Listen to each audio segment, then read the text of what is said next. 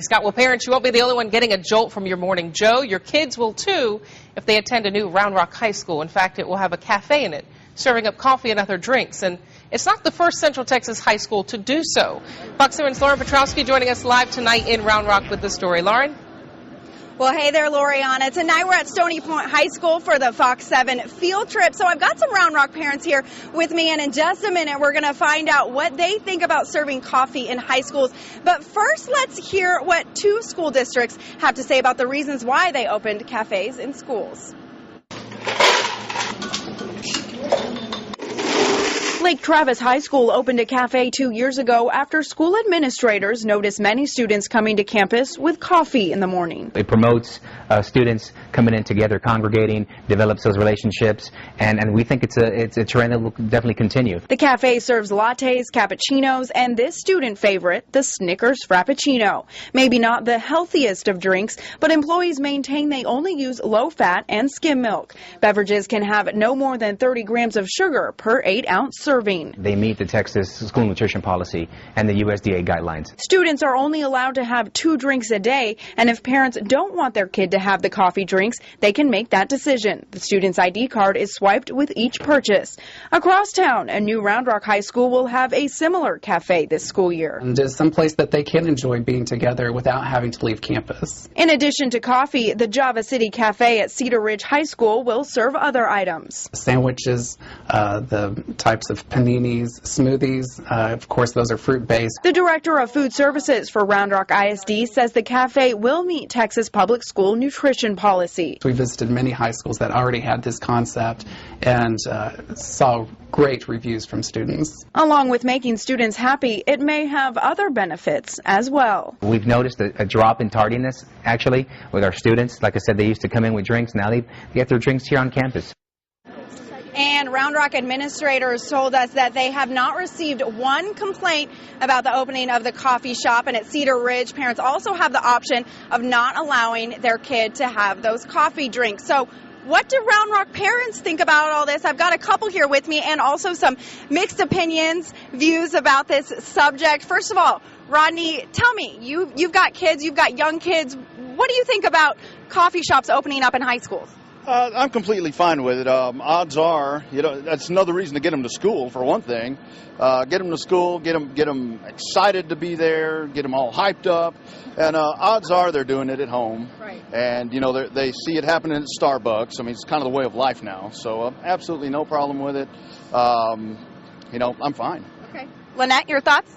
And it's been the big conversation amongst all the students and the parents at all the other schools that don't have one. So hopefully it will become a part of all the high schools. My only concern would be that we would have a way of limiting the amount that they could purchase in one day. Right, and that is something that I believe they are going to do and to try to monitor, because they don't want students to get carried away and drinking, 4 or 5 cups of coffee a day. And Round Rock administrators also told me that they will look at putting these cafes in the older high schools as well. JJ?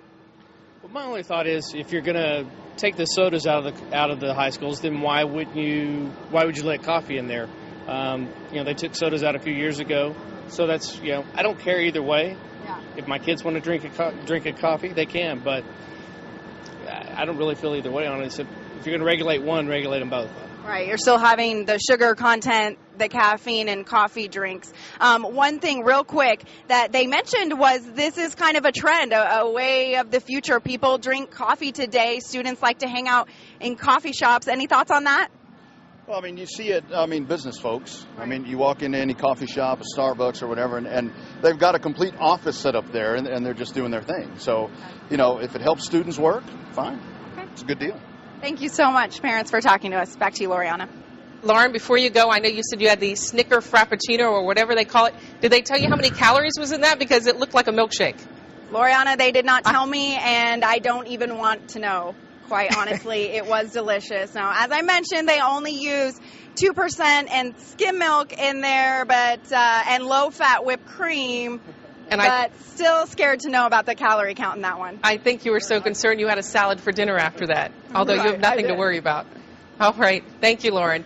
Well, joining us now with an expertise on nutrition and the effects of caffeine and coffee has on teenagers is dietitian Deirdre Earls. I know you had a lot of comments watching this. Yes. I almost feel like, in a way, I don't have much to say because I was raised on Cuban coffee, but that's black coffee Right. with sugar. Right. Sugar's not the best, but those things look like milkshakes. They are milkshakes. And interestingly, just today a poll came out that said that Americans consider childhood obesity to be the #1 threat to kids' health. And as that gentleman said, Cokes were pulled out of schools, in many schools, just a couple of years ago. And if you compare the sugar content, the USDA guideline is 30 grams of sugar per 8 ounces of a beverage. And yet the Cokes have 27 grams, so they basically just replaced a milkshake from a coffee shop with a Coca-Cola. And in fact, the Coca-Cola could have just a couple hundred calories, but most of those things you asked about the number of calories, if you go to Starbucks and look at their website, things like the vanilla bean frappuccino, they generally have about 400 calories.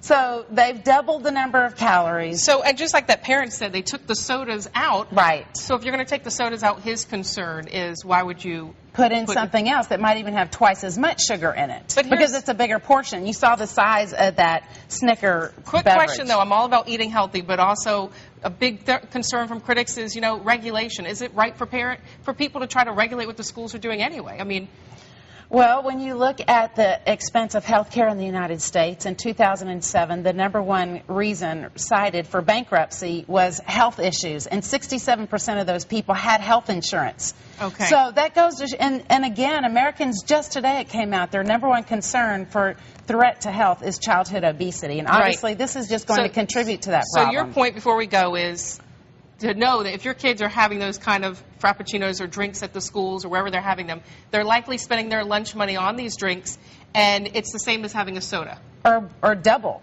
Doubly is bad. Okay. So we got your word on it. I'm sure if you want to tweet about it, send me your opinion. We'd love to share it, and we'll follow up on this story. Thanks for coming in. Thank you, Loriana. Mike?